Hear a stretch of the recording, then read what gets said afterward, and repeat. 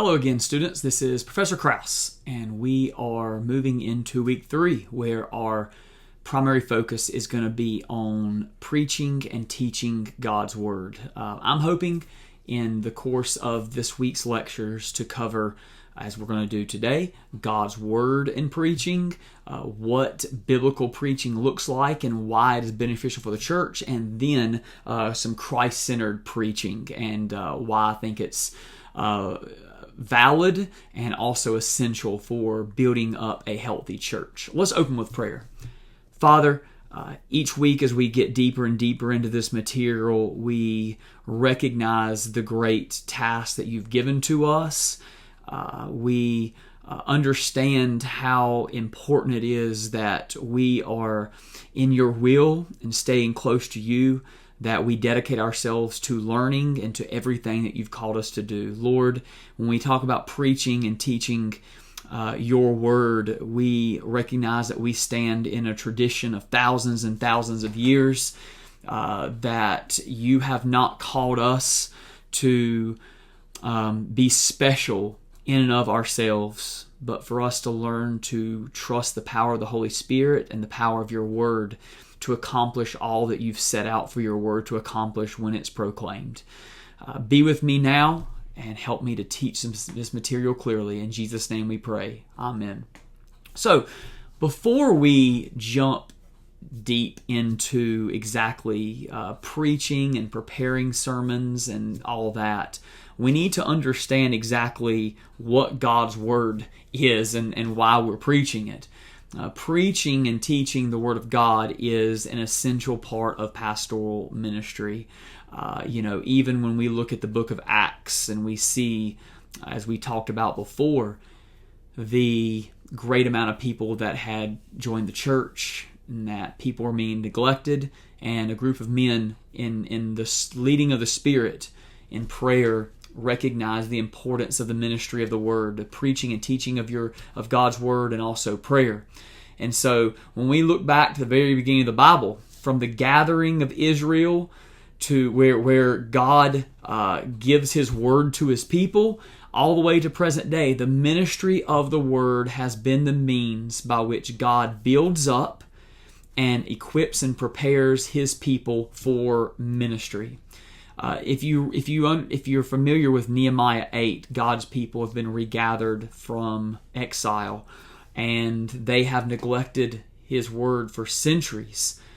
And so a remnant, including Ezra the priest, gathers together, brings out God's word as it was written down by scribes, and Ezra reads the word, and then those who were trained to understand God's Word explains God's Word to the people. So it's not just a reading of God's Word, it's an explanation of what it means and why it's significant. And then the people respond. And that's the primary task of preaching and teaching, is God's Word front and center, read, taught, explained, applied, so that people can know God and love God and follow God and respond.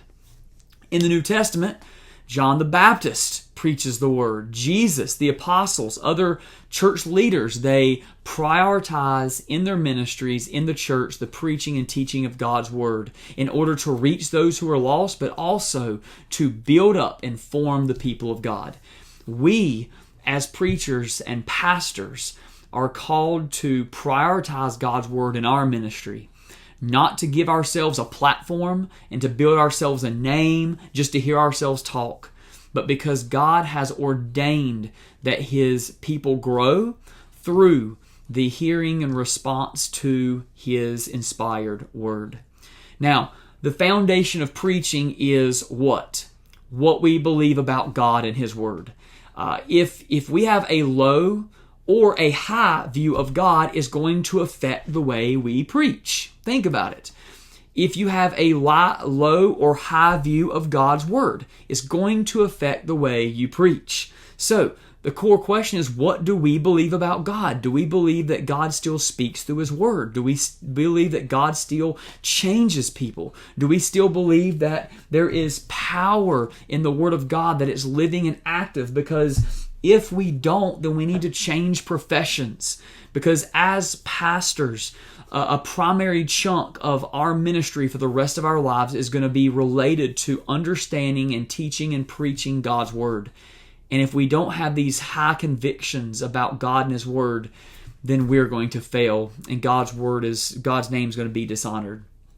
I believe that the foundation of preaching can be boiled down to these three statements. Number one, God has spoken. If God has not spoken to us, then what are we going to speak, right? Because God has spoken, because He has given us His Word, God has also revealed Himself, right? He's not just a deity that is powerful, that rules in a faraway place, created everything, and now everything is up to us. No, He is a God who speaks, has revealed Himself, so He is knowable. And because He is knowable, we must make Him known through the preaching of His Word.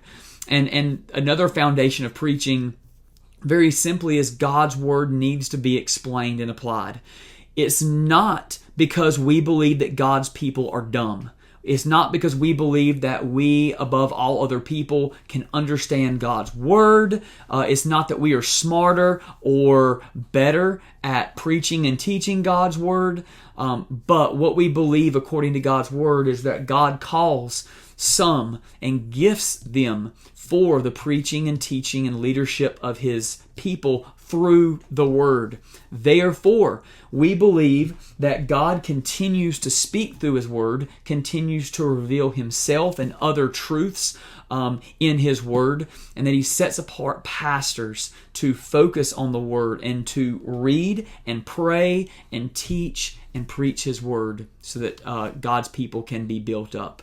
So we need to make sure going into the task of pastoring that we never become so prideful that we believe that we have some kind of unique knowledge because we're somehow special in that sense, that we've done something special and therefore God chose us. No, God chose us out of love and mercy, and He qualifies us and sets us apart and equips us in the Holy Spirit to do this work. So we need to be convicted and convinced and settled on what God's Word is if we're going to preach it. We believe God's Word is inerrant.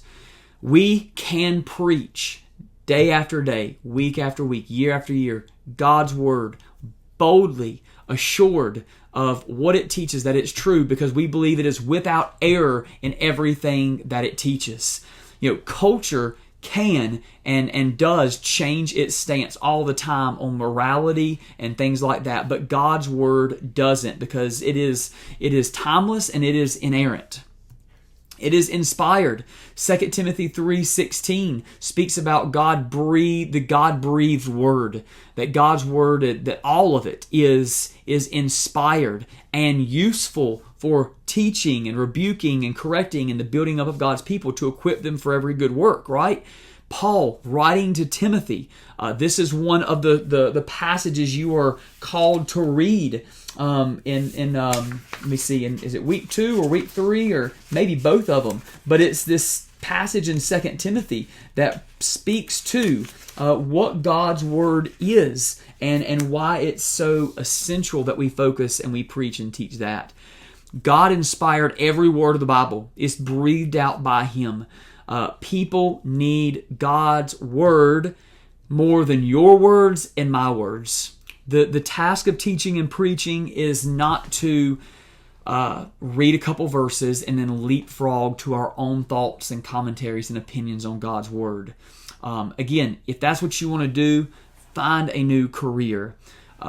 We are called to hold up God's Word and say, "Thus says the Lord," or "This is what God said." We are called to believe it and respond to it. That means even the most difficult and seemingly irrelevant parts of God's Word are inspired, because it's all inspired and God has passed it down to us. God has spoken, revealed Himself, and we've got to teach and preach it. It is timeless. Our world, again, changes every year what it believes about different issues. But Scripture continues to be relevant and needed because it is timeless. I think about preaching in the early 2000s and how there was this massive switch to not just beginning with an inspired word of God that is authoritative, but starting out where people are and what do people want to hear and what do I need to say to get people to come. And so what happened was that people began to lack confidence in the timeless nature of God's Word, hoping to connect with people. Pastors were twisting God's Word or even ignoring God's Word in order to connect with their people. Hebrews 4:12 says that the Word of God is living and active like a two-edged sword cutting through the bone and the marrow, right? We need to be convinced of this if we are going to be faithful and effective preachers. Because what happens when you stand before your people, your youth, your children, week after week, month after month, and you don't see much of a response? And you begin to question, like, am I doing this right? Or is God's Word enough nowadays? Absolutely it is. And God will call His people and change and transform His people in time. But we need to be settled that God's Word is trustworthy and effective for preaching and teaching so that we can have confidence and we can boldly preach the Bible from Genesis to Revelation. It means creativity and wisdom have their place in preaching, right? It shouldn't be boring. It should be effective, and we should be able to show God's people how all of it's significant to their own lives. But God's Word is what changes hearts, not your ability to turn a phrase or to give a good illustration. God speaks and changes people, transforms people through the preaching of His Word, because God's Word is not just another book like this one or any other ones around me. God's Word is the living and active, inspired, inerrant Word of God. God's Word is also sufficient. And again, we need to be convinced that this is true of God's Word if we are going to stick to it for the next 4 decades or 5 decades or however long God calls us to preach. If we are going to stick by God's Word and make it the foundation of our ministry of preaching, then we need to believe that it is sufficient. You know, God's Word doesn't answer every question that we're going to have in life. Like, there's not a verse that speaks to every single situation one-to-one. But we do believe that God's Word gives us the wisdom and knowledge that we need in order to sufficiently answer every question. Meaning, God's Word is sufficient for us to know who God is, to know salvation, to understand our world, to understand morality and how we should live in this world. It is enough. And that should give us enough confidence that while we want to be creative and we want to preach boldly and we want to bring in all the elements we can to make God's Word come alive to our hearers, God's Word in and of itself is sufficient. God's Word disciples. Let me read 2 Timothy 3:16 and 17 to us, because, you know, when we think of preaching God's Word and all that it does, one of the words that we need to keep tucked into our minds is that God's Word disciples. It builds up, it corrects, it instructs, so that the people week after week, as they hear consistent teaching of God's Word, they're going to grow, even if we don't see it immediately. Paul says, all Scripture is inspired by God and is profitable for teaching, for rebuking, for correcting, for training in righteousness, so that the man of God may be a complete, equipped for every good work. So God's Word is that in of itself. And when we teach and preach and we make God's Word central to every sermon, the backbone and the meat of every sermon, then we should expect that God, through the Holy Spirit, is going to teach and reprove and correct and train our people so that they're going to be discipled and become more like Christ and prepared to go out and live for Christ and share the good news of Christ, which should remind us and convict us as preachers. Preaching is always more than sharing facts that fill people's heads. We're not trying to impress people, or we don't want to leave people as they walk away thinking, man, I've learned so much today. Maybe that's a part of it. but we want to see people changed by God's Word and better understanding who they are, who God is, and how they should live. We want to see disciples equipped for living in Christ, and treating a sermon like a lecture doesn't disciple. It just gives information, and information's good. Biblical information's great, but we've got to preach it in such a way that it's more than just a lecture. God's Word leads to salvation. The first part of this passage in 2 Timothy speaks of, hey, Timothy, from infancy you've known the sacred Scriptures and how they're able to make you wise for salvation through faith in Jesus Christ. So God's Word preached and taught not only reaches the saved and disciples them, but it reaches the lost and leads them to salvation. Meaning that there should always be aspects of our sermon at times where we're calling people to believe that God is good and God is real and God saves. There should be an evangelistic, and I'm not just talking about tagging on a Jesus little tidbit the last 5 seconds of your sermon, like, hey, after everything I've said, if you don't believe in Jesus, no, I'm saying that every passage of Scripture in some way is going to be connected to Christ, and there's going to be an opportunity for us to speak directly to the hearts and minds of those who don't believe. Now, we're going to talk about this later on this week, but God's Word contains both imperatives, which is go and do this, and indicatives. This has been done, or this is true. For example, Romans 12:1, I appeal to you therefore, right? That therefore is pointing to the previous 11 chapters where Paul has expounded on salvation and spiritual truths of who God is and everything He's done for us. In light of all that, therefore, brothers, by the mercies of God, the first 11 chapters, those are the indicatives. This is what is true about God and salvation. By the mercy of God, present yourselves holy and acceptable. That's the imperative. Because this is true, go and do this. And that is the way we got to preach and teach God's Word. It's not enough for us to take a passage that says you should pray without ceasing and just hammer home our people. You don't pray enough. You fail at prayer. Go and pray more. Right? To some people, they're going to go and they're going to, that's going to help them do that. But we also need to preach both the imperatives, go and pray without ceasing, and the indicatives. We should pray more and pray regularly, pray without ceasing, because in Christ our God hears every one of our prayers and He responds. We need to ground the go and do this statements in the what has already been done. God's Word is about Jesus. We're going to get to Luke 24 at the end of this week, but Luke 24, this is how Jesus understood the Old Testament Scriptures, that all Scripture is pointing to Him. It's about Him and His mission. Therefore, if Jesus read the Old Testament, and we know the New Testament is about Jesus, then how can we preach and teach it without helping our people to see Jesus and how every bit of God's Word should be read in light of what has now happened in Jesus? We preach, this is so important, we preach not to make moral people, because moral people will go to hell. We preach to see lives transformed by the good news of Jesus. And so if all we do week in and week out is tell people to go and do this, and we never connect it to Jesus and what He's done and the power of the gospel and the motivation of the gospel, then we fail at preaching. So we must preach Christ.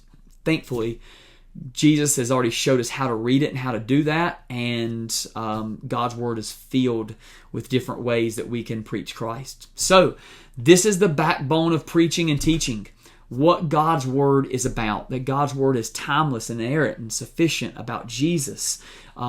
It helps us to disciple our people. And so this is this lecture on God's Word and preaching. Next lecture, we're going to begin building and laying a foundation for what preaching actually is. If you have any feedback, any corrections, or anything you want to talk about further on in the course, please reach out to me. If not, God bless.